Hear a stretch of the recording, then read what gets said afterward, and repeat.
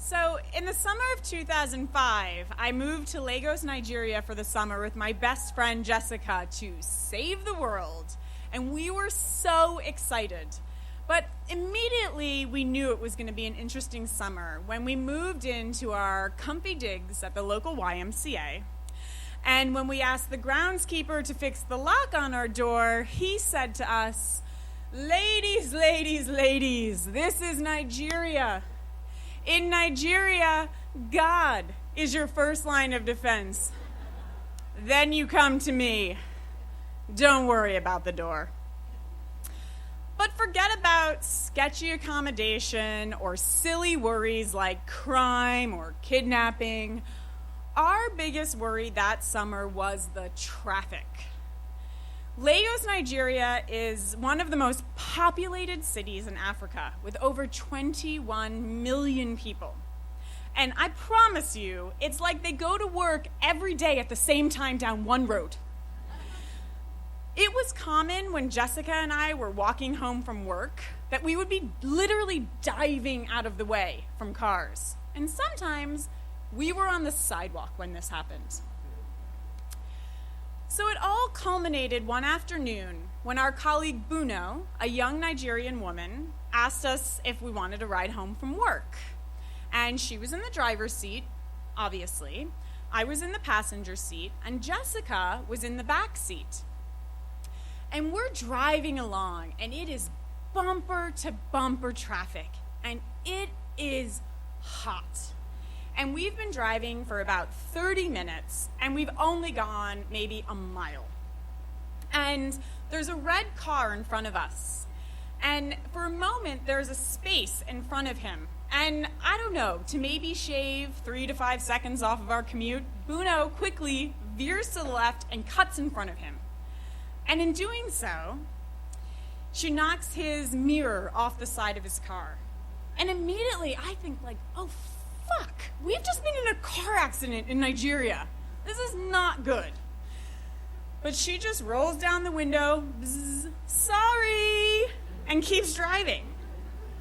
I mean, it's not how I would react if I was in a car accident, but she seemed so confident. And I just thought, I don't know, maybe this is how they roll in the Nidge. And so we kept going. And we're driving along, and I noticed that the red car is still behind us. But, you know, like I said, it was gridlock traffic. And at first, I didn't really think that much about it. And then I glanced in the rearview mirror and saw something like this.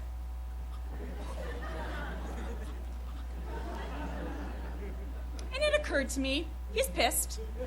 He's pissed. And I mentioned that to Buno, and I said, you know, maybe we should pull over. I said I was sorry. He'll calm down. And so we keep driving. But it's clear to me that he's not calming down because his hands are getting more and more wild, and he definitely wants us to pull the fuck over. But Buno just keeps driving. And so I just think maybe we should try to lose him. Why not? So I mention this to Buno, and I get the same look of disdain. I can feel her eyes rolling at me in the back of her head. I said I was sorry, and I didn't do anything wrong. But fine. So when the next side road comes, she takes a left, and he takes a left.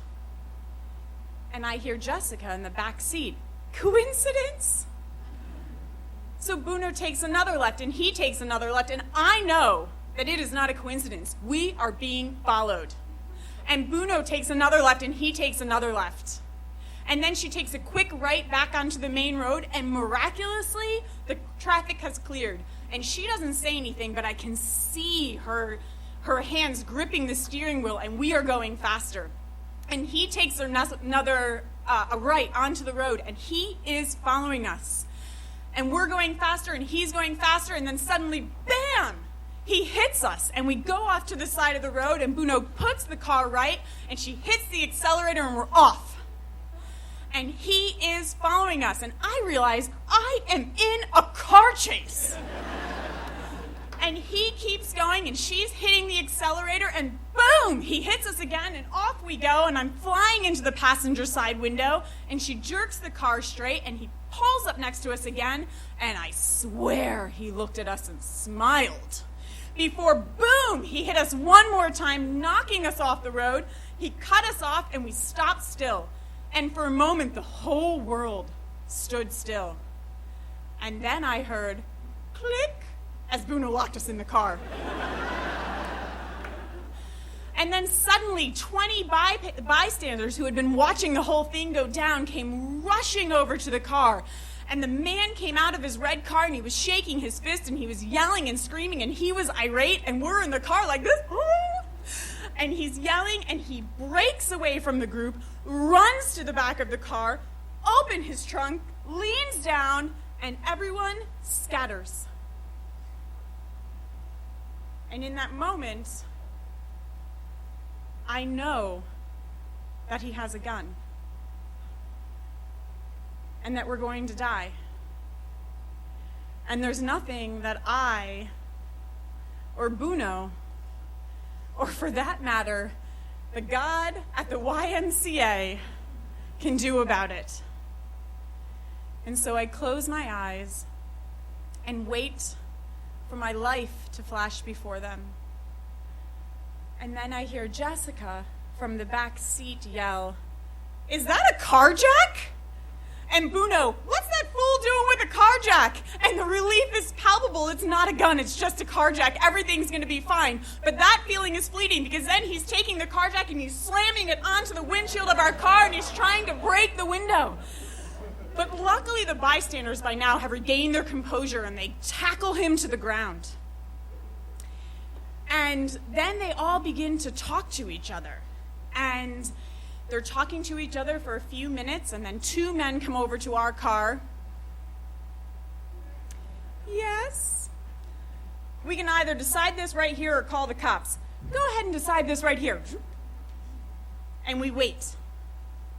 And for the next 15 minutes, the crowd comes over and asks us questions. "Why did you hit the car and run? When did you notice he was following you? How many times exactly did he try to drive you off the road?" And then they would go over and ask him questions. And then they would talk amongst themselves and come back for clarifying questions. All the while, we're just sitting in the locked car like, oh. And finally, they came up with their decision, their verdict, if you will. They decided that we were wrong for hitting his car and driving away like it was no big deal. Because it turns out that is actually not how you roll in the Nidge. But actually, he was more wrong for going Dukes of Hazzard on our ass and trying to drive us off the road and kill us. And so they decided to hold him there for 5 minutes while we were allowed to drive away to safety. Street justice. Street justice. And as quickly as it all started, it was over. And as we drove our now beat-up car away, and his hands grew smaller and smaller, yet still shaking in the rearview mirror, I just thought, thank you, YMCA God.